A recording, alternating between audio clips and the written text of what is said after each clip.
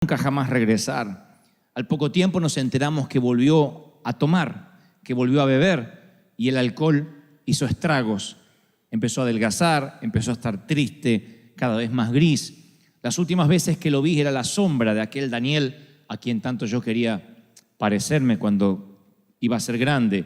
Y en el año 2013, 2 años atrás, promediando mayo, mi hermano mayor me llama y me da la noticia de que había tenido un infarto irreversible, obviamente un infarto masivo, y había partido, había fallecido en la ambulancia mientras que los paramédicos intentaban darle oxígeno, respiración. Daniel Marcelo Gebel, le dediqué el más reciente de los libros. Y yo he tratado de imaginarme los minutos finales de mi hermano viajando a alta velocidad por una ruta oscura en Buenos Aires, en una ambulancia, en una madrugada, con médicos dándole oxígeno. Y me preguntaré por siempre, o no sé si por siempre, sino hasta que esté allí en la eternidad, me preguntaré si tuvo esos minutos que él alegaba que iba a tener. Porque toda la familia, el resto que seguimos siendo cristianos, le decíamos: Daniel, ¿qué tal si tienes un accidente? ¿Qué tal si pierdes la vida? Tú has predicado, no te tengo que contar el mensaje de salvación.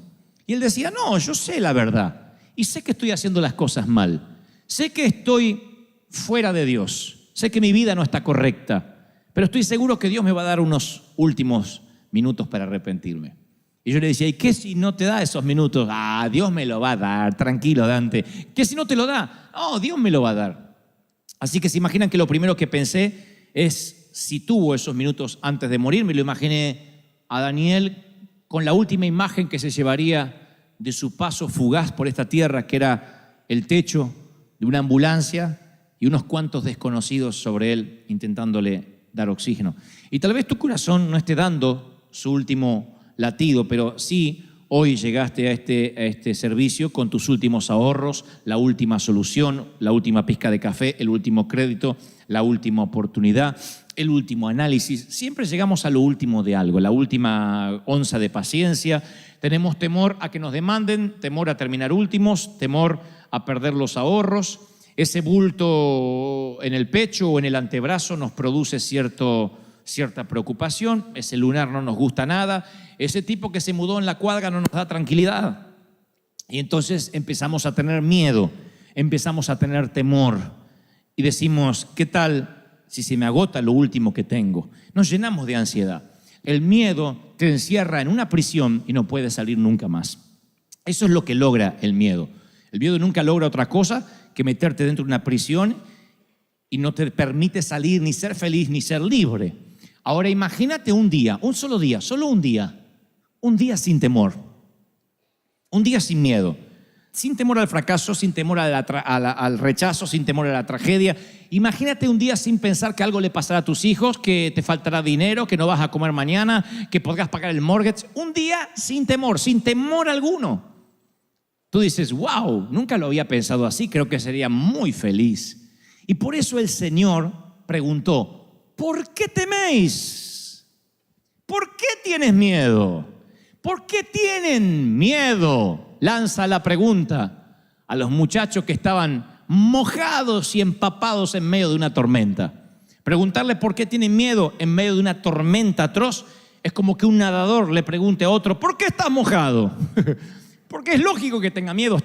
Se supone que estamos en una tormenta y se supone que tengamos miedo. Los hombres escuchan la pregunta y están muy serios.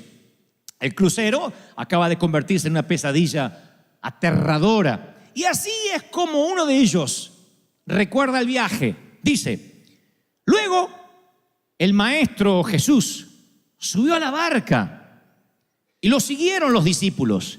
De repente se levantó en el lago una tormenta tan fuerte que las olas inundaban la barca. Mateo 8:23. Escuchen este detalle, no se lo pierdan, por favor.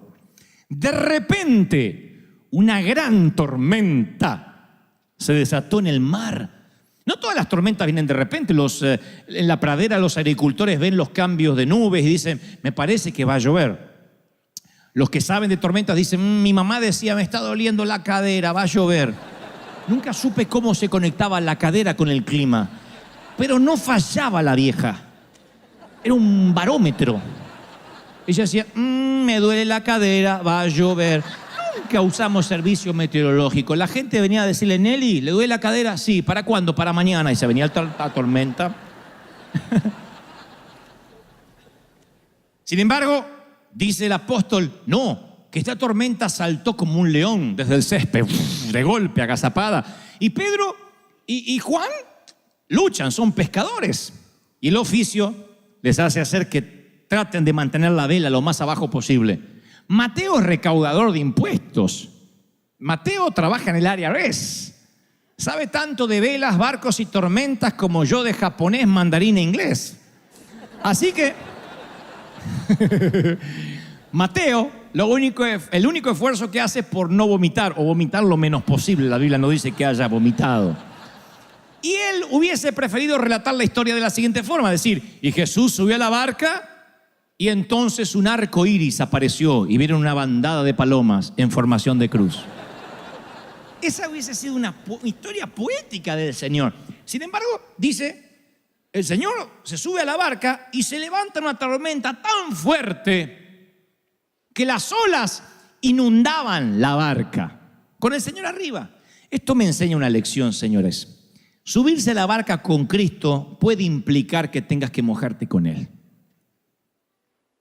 Y no aprender o no entender este principio o este concepto básico nos causará muchos dolores de cabeza. Yo provengo de una iglesia donde se nos enseñó que si tu vida empezaba a tener tormentas es porque te habías alejado del Señor. A saber, por ejemplo, entrabas a la iglesia, mi mamá entraba con el dolor de cadera, que lo único que hacía es hacer un bien a la comunidad porque estaba haciendo el servicio meteorológico para el barrio, y ella decía, me duele la cadera. El pastor decía, no está bien con el Señor. Algo debe estar haciendo mal, si no tendría por qué estar enferma. Y los seguidores de Jesús se enferman de malaria, entierran a sus hijos, luchan con adicciones, se enfrentan temores. No es la falta de tormenta lo que los distingue, sino que Jesús está en medio de esas tormentas. No es que no van a tener tormenta, porque cuando nos enteramos que un misionero fue ajusticiado, o que perdió uno de sus hijos, o que un cristiano tuvo un accidente, decimos, ay, ¿cómo Dios? Pero eso es lo que no entiendo de Dios, si servía al Señor. La Biblia no dice que estaremos exentos de tormentas, pero sí promete que nada nos puede pasar si Él está en la tormenta. Y ustedes dicen, pero ¿cómo no me puede pasar nada malo si les pasa cosas malas? Pero el Señor vuelve a decir, quiero que entiendas lo siguiente, a lo mejor la tormenta es espantosa, a lo mejor la nube se pone tan negra que dices voy a morir, pero nada va a salirse de mis manos ni de mis planes porque yo estoy al control y yo soy el que invito. ¿Lo creen, sí o no? Ahora, dice Marcos agrega unos detalles muy curiosos. Dice, Jesús estaba en la popa, durmiendo sobre un cabezal. El cabezal no es un almohadón mullido, no es un cojincito. Es una bolsa de cuero llena de harina que se usa para estabilizar la barca, que lo suelen utilizar todavía los pescadores del Mediterráneo. Así que estaba con la cabeza durmiendo allí, y esa siesta preocupa a sus discípulos. Y le dicen, esto es lo que le dicen, Maestro, ¿no ves que perecemos? En otra versión dice, ¿no tienes cuidado de que nos morimos? Versión Dante habla hoy, ¿te importa un cuerno que nos vamos a ahogar? ¿No te importa? A mí me suena como esa reprimenda de algunas mujeres que dicen, ¿ves? Nunca cambias. Como si ellos tuviesen un background para decir eso. ¿Ves? El mismo sucio. ¿Ves? El mismo muerto de hambre. Es como que no te importa, como diciendo ya es la tercera, cuarta vez que te enganchamos que no te importa. No tienes cuidado. Eso es lo que hace el temor. El temor lo que hace es sacar nuestros colmillos, porque el temor corroe nuestra confianza en la bondad de Dios. Lo erosiona. Nos va drenando nuestra confianza en la bondad de Dios. Nos llenamos de miedo y perdemos el control. Y perder el control es lo que más miedo nos da cuando no tenemos el control de las cosas. Mamá, además de ser madre, esposa, hija y abuela, era controladora de la vida de todo el mundo. Ella podía controlar todo. Todo lo que había en su universo, que era el techo de la casa donde yo vivía, estaba bajo su control. Lo que se iba a comer, el calzón no se cambiaba si mamá no lo disponía. Ahí no se bañaba cuando alguien quería bañarse, si mamá no daba la orden. Y papá entendió eso desde que se casó con mamá. Por eso papá acuñó la frase, no sé, pregúntale a tu madre. Esa era la frase. Papá se declaró incompetente en la causa desde que se casó con la vieja. Dijo, la vieja decide, yo apruebo o desapruebo. Igual no importaba lo que dijera el viejo, porque la vieja era la última palabra. Había hablado Fidel Castro en Cuba cuando mamá hablaba. Esa era mamá. Una persona así puede manejar un automóvil, un submarino nuclear y pilotear un avión, un cazabombardero, pero nunca tenerla de copiloto porque te enferma, aunque seas un monje tibetano. Te enferma. Mamá mantenía una charla conmigo, con mi hermano, y le decía, cuidado viejo, dobla viejo, poné la luz de giro. El clic, la baliza, por favor. Cuidado, stop, frena, está frenando el de allá. Date vuelta, dobla. Para acá no. Mi papá nunca necesitó un GPS. Mamá le decía, dobla derecha, a la izquierda, 3 cuadras, me duele la cadera, va a llover. Todo. Mamá era una controladora, una enferma del control. Entonces papá ya se había acostumbrado, que ella manejaba y hacía todo, y dobla cadera, ella hablaba, todo, quería controlar todo. Un día le manoteó el volante al viejo. La única vez que vi a mi papá enojado. Le agarró y dijo, acá, no me toques el volante. Ni a mí me defendió así mi papá en la vida cuando le tocaron el volante. Hasta ahí llegó la vieja, porque la mamá sabía que mucho no podía tampoco estirar el elástico. Hasta ahí llegó, dijo, epa, nunca más le tocó el volante, pero igual, por telepatía se lo manejaba así. Y él doblaba. Mamá nunca hubiese podido subir un avión. Porque en el avión, aunque es el medio de transporte más seguro, no tenemos control de nada. Nos quedamos allí, nos ajustamos el cinturón, no hay control de nada. Vas así, y uno no puede ver el piloto. Mamá lo que hubiese hecho. Mi mamá, miren, yo creo que ni Al Qaeda hubiese logrado lo que logró si mamá estaba en ese avión. Mamá hubiese tenido el control de todo. Cuando perdemos el control nos llenamos de temor. Perdemos el control de la salud. Perdemos el control de las finanzas. Mientras tengamos un poquito de control, la fe no es tal. La gente dice, no, yo sé que Dios me va a sanar. Aparte me dijo el médico que con este medicamento, con esta quimio me voy a sanar. Yo sé que Dios está conmigo porque aparte me lo dijo el contador, que no todo está perdido, que puede arreglar todavía los papeles. Mientras que haya una esperanza de que todavía tengo el control, no tenemos temor. Pero llega un momento en que llega la carta del banco y te dice que estás fuera, que eres historia, 5 días para desalojar. O el diagnóstico, no podemos hacer nada. Vaya a casa y pase los últimos días con su familia. O el día que nos enteramos de que el amor se fumó. O el día que nos enteramos que finalmente lo que temíamos ocurrió y no hay esperanza.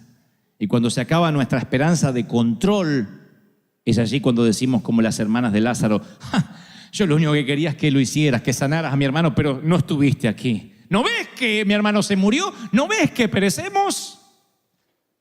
Y la fe de resurrección es la que abandonamos. Pensamos que el Señor, hasta Dios tiene un límite. Hasta Dios puede hacer milagros, pero bueno, no tan al límite. Y yo recuerdo de mi mamá todas las frases que ella tenía, una detrás de la otra, muchos clichés, muchas frases. Y Jesús le declaró la guerra al temor, al punto tal que él mencionó 125 oraciones en modo imperativo, de las cuales 80 tienen que ver con no temas, no tengas temor, no te inquietes. Y en toda la Biblia, desde Génesis hasta Apocalipsis, la palabra no temas figura, adivinen, 365 veces. Podría figurar 364 veces y estaría bien, o ¿qué tal 366? Pero solamente aparece no temas y es la única frase que se repite 365 veces. Eso tiene que tener una explicación. Y la primera que se me ocurre es la que se te está ocurriendo a ti también. Hay un no temas para cada día del año, desde el 1 de enero hasta el 31 de diciembre. No temas, no temas, no temas. Alguien necesita oírlo. No tengas miedo. No teman. Ustedes valen más que muchos pajaritos, le dice el Señor a un grupo de gente. No teman por lo que habréis de vestir o de comer. Menciona en otro mensaje. Y como si no tuviera otro tema, más adelante dice, no temas, cree solamente. Tened ánimo, soy yo, no temáis. Menciona caminando mientras que se parece un fantasma sobre el agua. No temáis a los que matan el cuerpo. Preocupaos si pudieran quitarte el alma, pero no temas por el cuerpo. Le dice a su grupo íntimo. No temas, manada pequeña, a un anillo más grande, ya es un círculo un poquito más grande, porque vuestro Padre os ha placido daros el reino. No se turbe vuestro corazón, ni tenga miedo, le dice un padre desesperado. Luego hay una gran multitud y dice, y oiréis de guerra y de rumores de guerra, mas ustedes no teman, no tengan miedo. Va a ser un milagro. Jesús se le acerca, lo toca y le dije, levantaos. Y los leprosos que nadie los tocaba, dice, ¡hey! No teman. Cuando el Señor ascendió a los cielos, si pudieras haber hablado con cualquiera de los discípulos, le preguntarías, ¿qué frase repetía una y otra vez? No será levántate, ni serás poderoso, ni los ungiré. Es, no tengas miedo. ¿Por qué tienen miedo? Hombres de poca fe. Yo estoy en la barca, estoy en tu vida. ¿Me veas o no me veas? Y si cuando a la altura de los ojos me tratas de buscar y no estoy, búscame entre los cabezales, quizás esté echando una siesta. Si no estoy en estribor, estaré en la proa, a babor, en algún lado en el barco, pero no me bajo del barco si tú estás arriba. Y más, si yo te invité a navegar, yo no me bajo del barco. No tengas temor.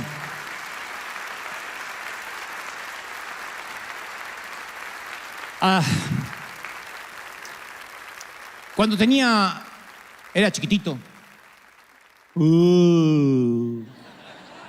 6 años de edad, insistí por mirar una serie de televisión en la República Argentina que era conducida por un actor y además guionista llamado Narciso Ibáñez Menta.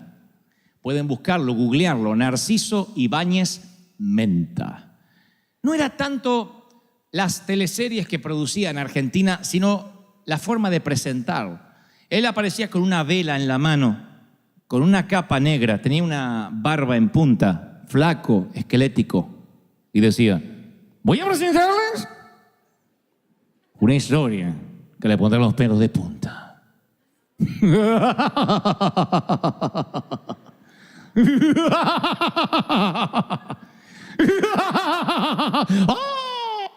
Yo me hacía encima, nunca fui estreñido de vientre por esa serie, por esa.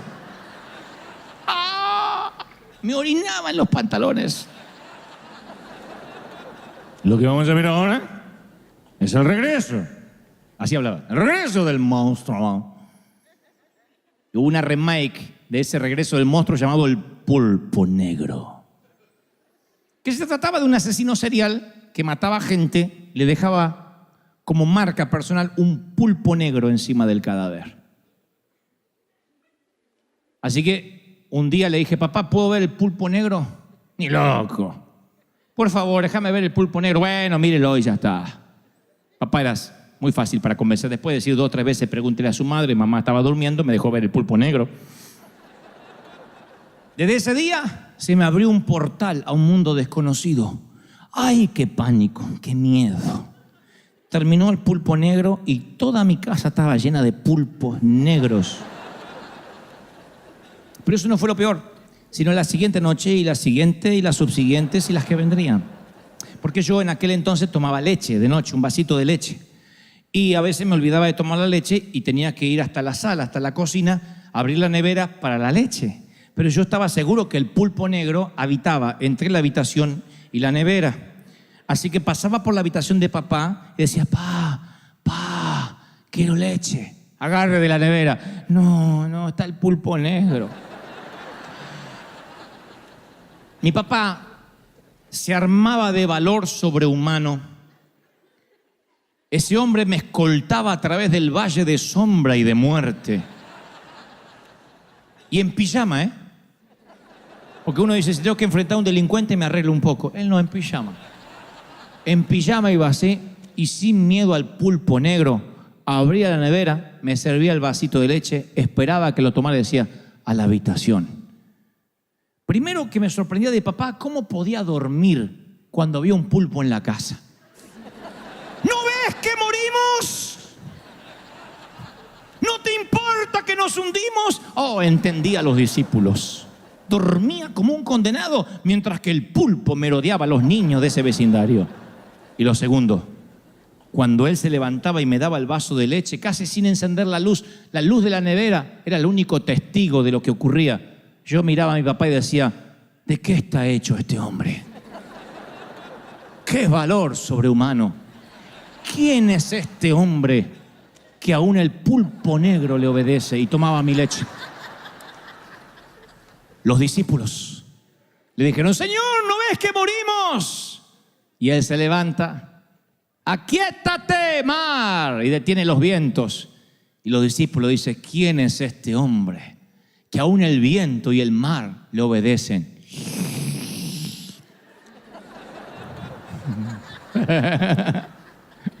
¿Entendieron? El Señor ve tu tormenta, tu crisis, como mi papá, el pulpo negro. No tienes que tener temor. Él se levantó, reprendió los vientos y al mar y le dijo, aquíétense. Y ellos dijeron, wow, ¿de qué está hecho este hombre? Mis queridos, ese Dios que transformó una tormenta en una cálida tarde primaveral, estoy seguro que le dio una oportunidad a él, Daniel, a nuestro Daniel, a mi hermano. Yo estoy seguro que él lo último que vio fue el techo de la ambulancia. Pero lo próximo que vio inmediatamente fue el brazo del Señor rescatándolo. ¿Por qué lo sé? Porque no importa cuánto dure una tormenta, si el Señor está allí. Y mi propio hermano decía, yo sé en lo que he creído. Sé que estoy haciendo las cosas mal, pero sé la verdad. Mi otro hermano mayor, Sergio, me llama hace unos meses atrás y me dice, Dante, yo no soy místico, no soy de tener sueños, pero soñé a Daniel, o lo vi, lo visioné. Dijo, entró por la puerta de casa y no estaba flaco como cuando murió. Estaba como cuando tenía 20 y tantos años, con esos dientes blancos todavía. Y estaba vestido de blanco al tono, con un sombrero de capitán, como quien se va a navegar en un plácido velero en el mar Caribe. Entró y me dijo, Sergio, dile a todos que llegué y los espero. Y luego se dio vuelta, dice, y vi su espalda grandota, porque yo siempre lo veía flaquito a lo último, y él estaba con su espalda así, derechito, como un capitán, derechito así, se fue. Daniel, tal como yo lo admiraba, como ese gigante que era cuando yo era chiquito. Y cuando me lo contó mi hermano, me conmoví hasta lo más profundo de mi ser, porque le pregunté, Sergio, ¿y se estaba riendo? Oh, sí, Daniel siempre se ríe. No en los últimos años. No, pero sí estaba riendo con ese humor de siempre. Me dijo, estoy bien, los estoy esperando. Por eso estoy seguro que aunque Daniel vivió los últimos años en una tormenta, conociendo a Jesús, conociendo al capitán de los capitanes, estoy seguro que no